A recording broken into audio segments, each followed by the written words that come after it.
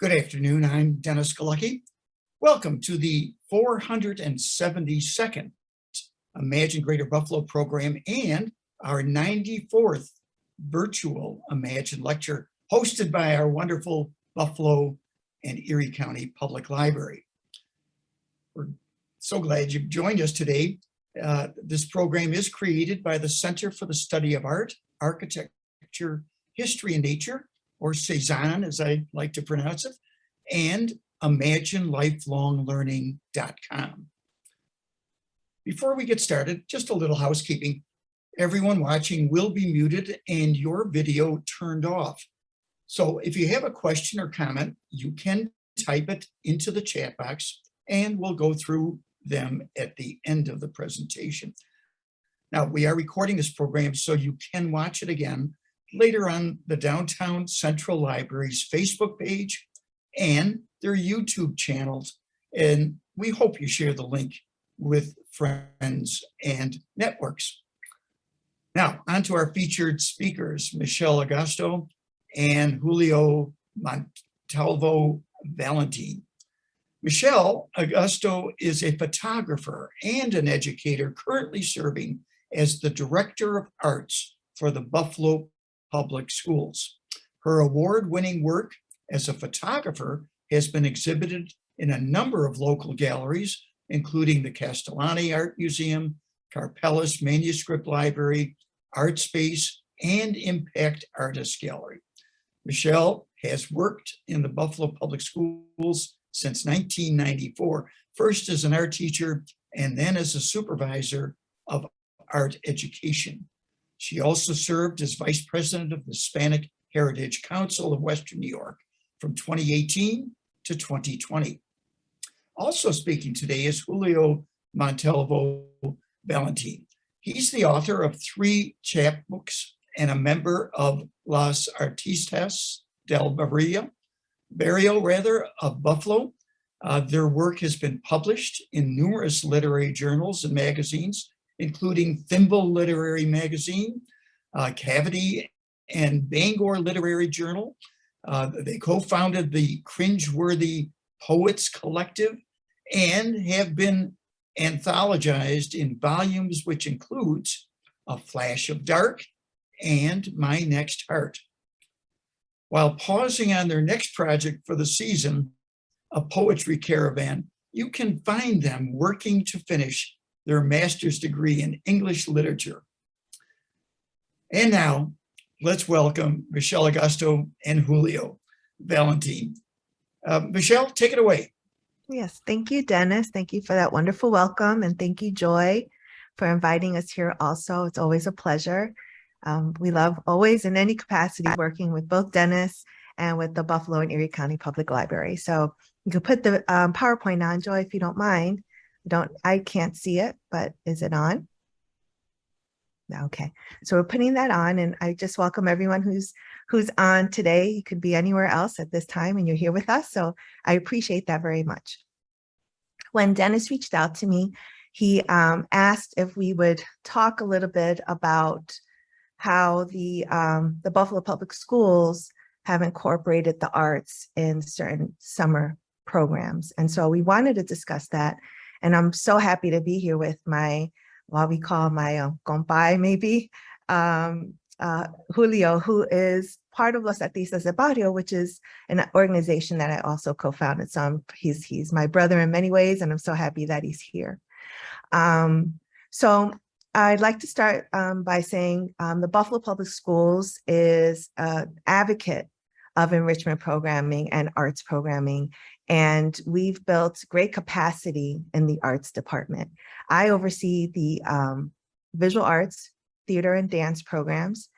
And I find myself kind of inserting myself into areas of literature and poetry and music sometimes. So I just can't help myself because they're all just amazing. And they are what I strongly believe that the arts are extraordinarily important in the development of children. And so whenever I can, I do. And so this is one of the things that I can do. So we can go to the next slide. So the district has allowed me to create 3 programs. We started first with Mural Mania 6 years ago. And Mural Mania was a arts program led at the time by Patrick Foran, who is a local artist, and Trisha Butsky, also a local artist. And they worked with children who were interested in the arts. They didn't need to be extraordinarily talented. They just needed to have some sort of appreciation and desire to learn in the arts. And our first year, we created several panels of murals in the old Arts Academy, which is on Clinton Street. That mural also, we also were able to work with, and we're very lucky to work with Chuck Tingley and Julia Bottoms, who both are very well known in the area now. We got them right before they got really popular. So we're very excited about that. But that program has grown, and I'll tell you more about the 4 pictures that are in there. And we have 4 murals, large murals in the city of Buffalo that no one knows the Buffalo Public Schools have done. The first one on the top there is last year's mural, which is at Broderick Park, the park that is at the foot of Erie. So I would love for you to go down. Broderick Park is a beautiful park, and check out the murals that we have there, which celebrate the history of that park, its past and its future. The one below that is on Ash Street on the Central Registration Building of Buffalo Public Schools. It's my favorite one. And it symbolizes the diversity of all the families that come into Buffalo to be educated in the Buffalo Public Schools. It's called All Colors Run Through Us, and I hope that you get to see that on Ash Street. The one below that is right across the street from the Tops on Niagara Street, and it was a large collaborative work with the Hispanic Heritage Council of Western New York and the Buffalo Public Schools and local artists and children, lots of children in the district. And I would love for you to pick on that. It symbolizes the journey that our children have come from different countries into Buffalo. And it's a beautiful mural. I hope you get to see that.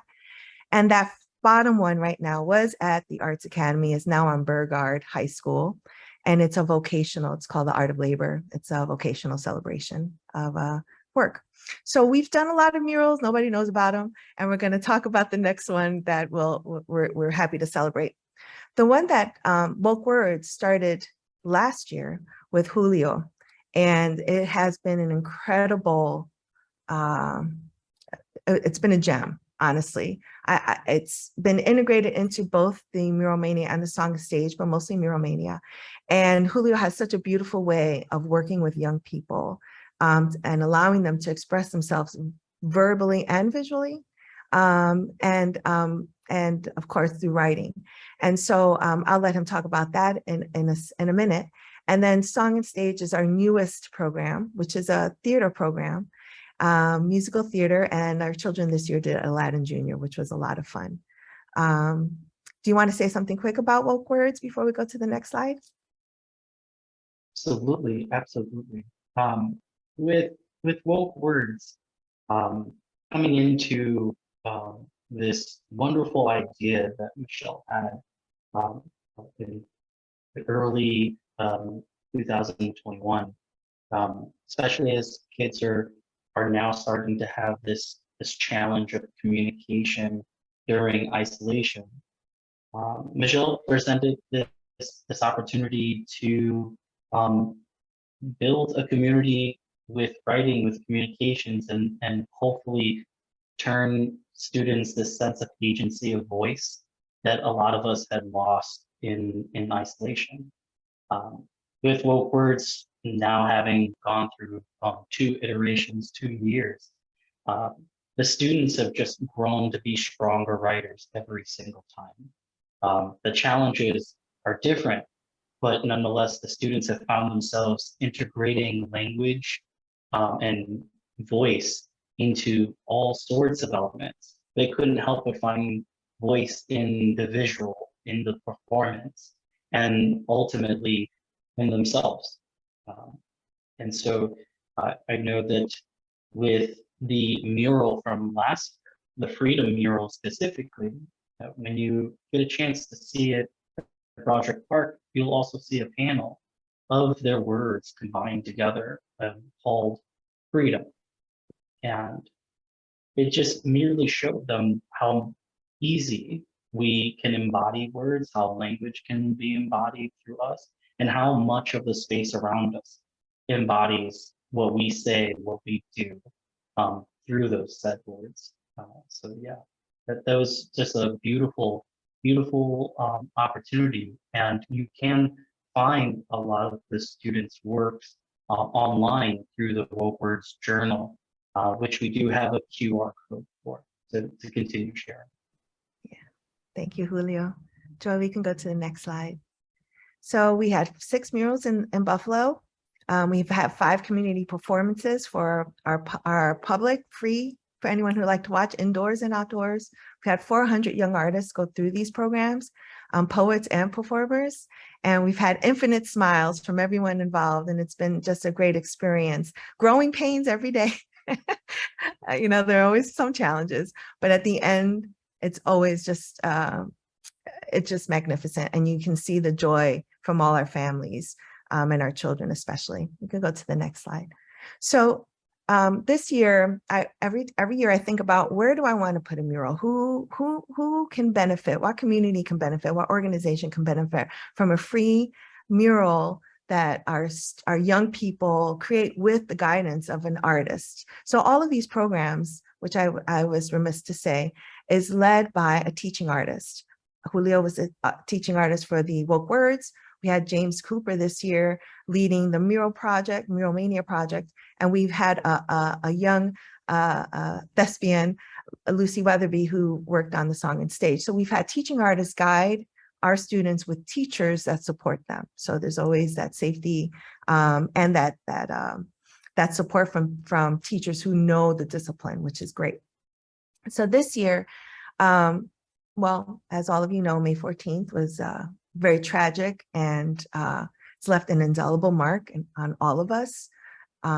Certainly in the community of Jefferson Avenue has left a mark that is very hard to dismiss still. It's still very heavy there. And so when May 14th came, it was a point of helplessness for me. And so, you know, I started thinking about ways to somehow help, the ways that I could help. And the only ways I could help is through the arts somehow. And I did other projects through the Buffalo Public Schools. When it came to the mural project, I thought, wouldn't this be great to somehow connect the Juneteenth festival, which at that time also their headquarters, their facade fell. And so they were going through some hardships as far as the building is concerned. The festival was coming back this year. So it was an interesting time period of how do you reconcile this deep sadness and tragedy with joy, right? And so there was this interesting combination of feelings. And so I reached out to Juneteenth and asked them if they wouldn't mind us doing a mural for them, dedicating it to them, honoring in honor of the people that passed away that horrible day, and somehow signifying and symbolizing this idea of joy and unity and love. And they said yes. And so we were like, great. And so thus it began the journey into what this could look like. So we can go to the next slide. And so we talked to all the board members of Juneteenth. The one there in the middle with the plaid shirt and the beard, his name is Jomo Okono, and he is the vice president of Juneteenth. And he came and visited our students several times to talk about what they were doing. He gave them, talk about agency. They felt incredibly empowered, humbled, and honored to do this for his organization in the midst of everything that was going on. They definitely felt like they were doing important work, and that's really important. So Jomo was there, and the gentleman to the left is the teaching artist of this particular mural. His name is James Cooper, and he has lots of artwork throughout the city.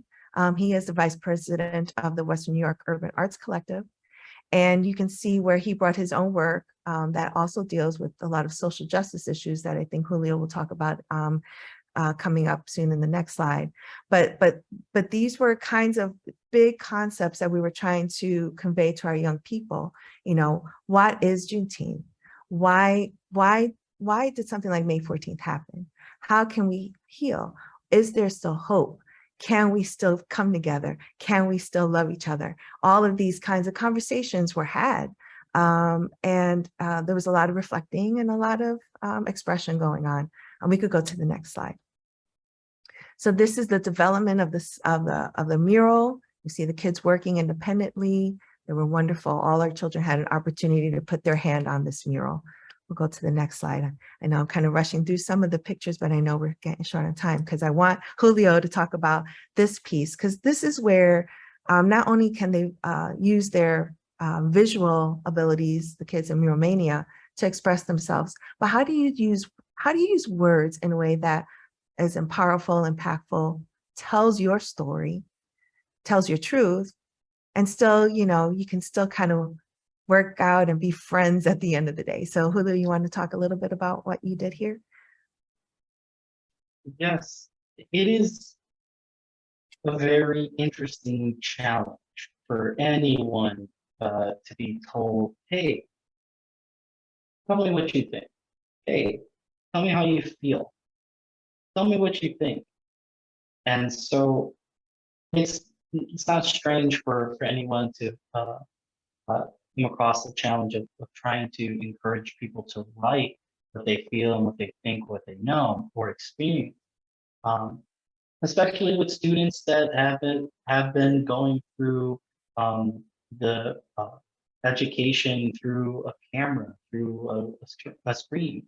And so seeing these kids come together again and having to renegotiate their ideas of what it means to communicate with each other and what it means to be back with friends and how to develop that and how to develop themselves and their identity through it was something that I did a lot of my props based on. While also encouraging them to write, they had to embody a lot of what they said, whether it be to find themselves in book titles in a library or to find the language that is lost in parks. Much like the photo that you see, a lot of those quotes are from the MLK Park, directly from within the concrete itself. When we went there and our goal was to simply observe, these were quotes that the students themselves found, and they found it to be powerful and necessary, even though they didn't know who exactly wrote them or when or why. They understood the context that, well, there's language here that needs to be not just heard, but respected and shared. And so from then on, they started realizing right off of week one that this isn't a classroom assignment. This isn't there isn't anything more for you to be focused on outside of the idea of just being okay with everything, okay with the words that you've been struggling to say. And so when Michele had all of us together to really think about how we're going to do justice to Juneteenth ideas and making sure that we honor our community and uplift it through this time of tragedy, we've had field trips and constantly reminded them that you're not just a writer or you're just asked to tell your story, a story, but you're asked to listen to the ones that are out here, the many stories out here. And so one particular story that I can't help but just really, really love about this experience with the students was when we went to the library, the central library, and went into the archives.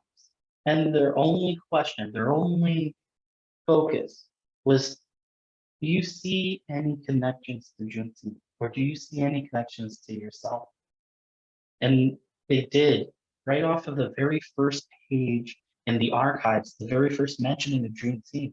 They saw connections between themselves and the space in Tops Jefferson. They saw people that looked like them. They understood that sometimes things are out of our control, and some things are about uplifting community when they started seeing the story unfold and how fast and how quick the community came to celebrate and not just merely mourn. And they did it with their words. They kept shouting and they celebrated all this. And so the students came back into the classroom writing those very same things. Yeah. And to this day, I can't help but feel like this process of sharing voice is also encouraging us teaching artists to do the same. And so we continue to do the work because they are there to help us along the way. Yeah, thank you, Julio. Beautifully said. And you can see the field trips here. We did take several. The next slide also was a field trip that we participated in, this bigger thing that I did with a bunch of other collaborators. This one was with the Buffalo Urban League and Virtual Penny Art Center, an arts and healing event right on Jefferson Avenue, where young people, our young people and young people from other camps came together to kind of heal through art right on Jefferson Avenue. So it was a great experience for all our young people. We can go to the next slide, Joy. So we ended with a culminating event, celebrating the murals, celebrating the song and stage work that these young people did in a very short amount of time. It was hard work, celebrating the poetry. There are QR codes that Julio made QR codes for every person who walked through that door so they can celebrate their poetry. And it was a wonderful event. It was a hot day and people stayed because we don't have air conditioning in our auditoriums, and they stayed and they were full of joy and happiness, and a lot of healing happened on that day. It was great. We can go to the next slide. And then we just recently in September, every year, we have something called Family Fun Arts Night. We added healing this year because we were celebrating the Juneteenth mural. This is when we unveil it. We did this at MLK Park on the campus of School 59. These are James Cooper's, the one on the right, the artist. The one on the left is Mr. Draffin, who is one of the Juneteenth board members. And Jomo, the vice president, is playing the drums, celebrating the work that we did. You can go to the next slide. And here are just more pictures of families and our teachers supporting the event and our young people speaking at the event, which is wonderful. And we can go to the next slide. And, I welcome you to, friend us on Facebook, on YouTube. We have a YouTube site, and we have our own website. We have a hashtag BPS Artwork, so you can find us anywhere with that. And right here, if you want to click on there, this will show you all the pictures, everything that we did over the summer. Some of them are goofy, as you can imagine, and some of them just show the incredible growth our children had over the summer and the friendships that were also made. Something else that we didn't talk about, but the friendships made, because these children are from all over the district. They're not from a school. So they've learned to work together and build friendships together, which is wonderful. And so I'd like to end with the last slide. And we will do this again next year. It is a labor of love. It is a lot of hard work. And, I don't think anyone does it for the money with this work here, but we do it for the joy and the love and the power that this work can have for our young people. And it actually, like I think Julio mentioned, it also changes us. So this work also changes us. And I think, Julio, you want to add the little caveat at the end about this picture? As usual, I'm always in a book or writing and documenting, and somehow when it was time for us to get together to take a photo, everyone just assumed I was just there. And when people realized I was in the photo, I just cropped myself and inserted myself into the photo. It did a pretty good job. So yeah, I love it. But it is, you're so right, Michelle, and it is a blessing to be able to be a part of such a community of growing artists and writers. Thank you. Thank you, Julio. Well, Michelle, thank you very much for doing this. Folks, this is a good chance to chat with the the folks involved on a daily basis with kids, literally K through 12 in Buffalo. So send us, get some dialogue going to both Michele and Julio. But Michele, I'm curious. I couldn't help but think, as you brought up the May 14th tragedy, that we were discussing in 2024 how there's going to be this total eclipse, and the metaphor of being a nice bright day 1 minute and then within a short time going to total darkness and then returning to brightness. I thought there may be that ability to experience it and make that connection for kids in a hopeful way, that bad things happen. This one happened right in our neighborhood. I love that, Dennis. Maybe there's something to develop there and give some thought. I've talked to the Parks Department. I've talked to the folks at Explore and More, that canal side. Maybe there's some communal spots to experience that total eclipse. That's April 8th of 2024, and use your summer camp next summer to at least begin to point to that that possibility. All the libraries could be community spaces, because that's what happens when people want to, not just solo experiences. It's from everything I've heard, a communal event, yes. And it's going to be a once in a lifetime total eclipse here in Buffalo. So that's my thought. What do you think, the two of you? Well, Dennis, before Julio jumps in, because I know he's dying to jump in, you know, what you said, it just makes so much sense. And I can see, I already see Julio's brain working, because that was so poetic, what you said.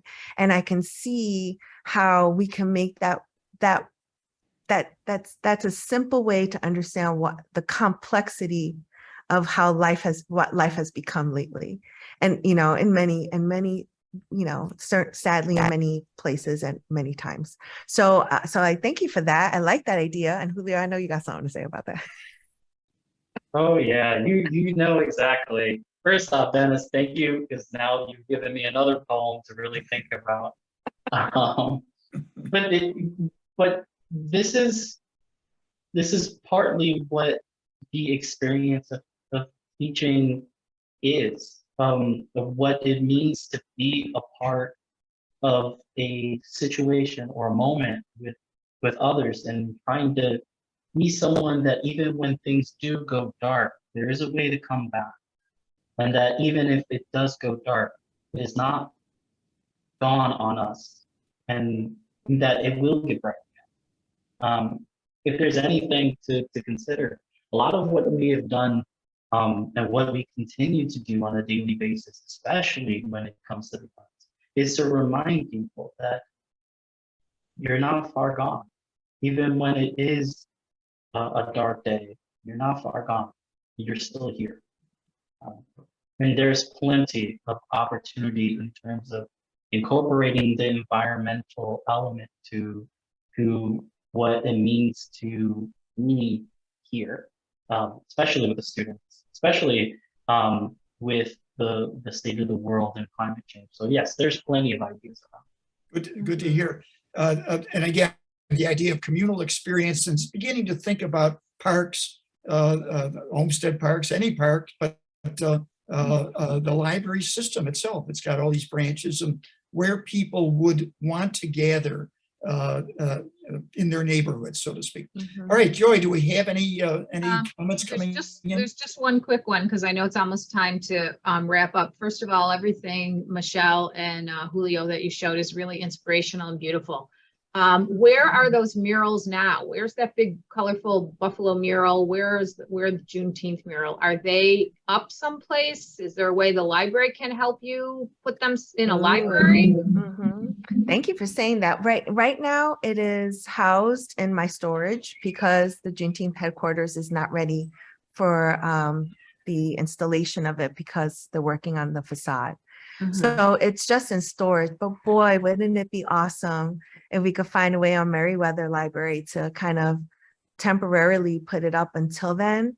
And if there is a way to do that, I'd be thrilled. And I think Juneteenth would be just so happy about that. Let's take that offline. And then the only other thing was, how would a young person, if they want to be part of this program next summer, I know that's a long way off, but the winter will go quickly. How would they know? Do they have to be a Buffalo Public School student? Will their teachers tell them? Will they get their families get a message about? Yeah.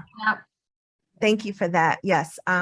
So we usually put some information about the summer camps around April. So April 8th is an interesting day because we can actually maybe have our jumping off of camp day that day too. But usually we have announcements on the website. We ask teachers to share with their students. Sometimes we have issues with transportation, so kids who want to be there can't. So we do try to go around the city, different schools every year, so kids get an opportunity if they can't find a way to get there over the summer. But we would like more kids to join us. We this year we had a capacity for 100. We only had about 50. And we just have capacity. We want more kids. Summer's weird, summer school, all these other things. But if you have going into 6th grader up to 12th grade in the Buffalo Public Schools, you are welcome. It is a free program. If that doesn't get filled by a certain amount of time, then I open the doors up to charter schools and private schools. And if that does, in Buffalo, and if it doesn't fill up after that, then you just talk to me. I'd rather have kids come in. Doesn't matter. I'm supposed to serve our Buffalo Public School kids. This is for them. But of course, if there's a way to make it work for others, I'm happy to do that. Sounds great. Thank you. Michele, we're good.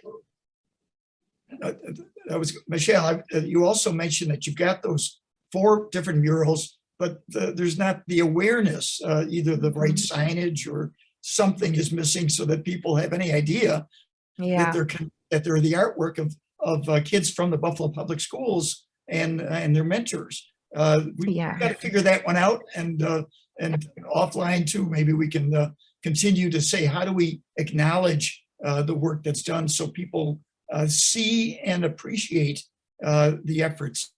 It's a big country, Michele. There's a lot of school systems. Would you guess the art department at the Buffalo Public Schools ranks well or not so well? How do you, because of resources or whatever reasons, do you personally think that you're got a very interesting and noteworthy art department here in the Buffalo Public Schools? Yes. When I could say this, when I became first a supervisor of art education, now I'm the director of arts.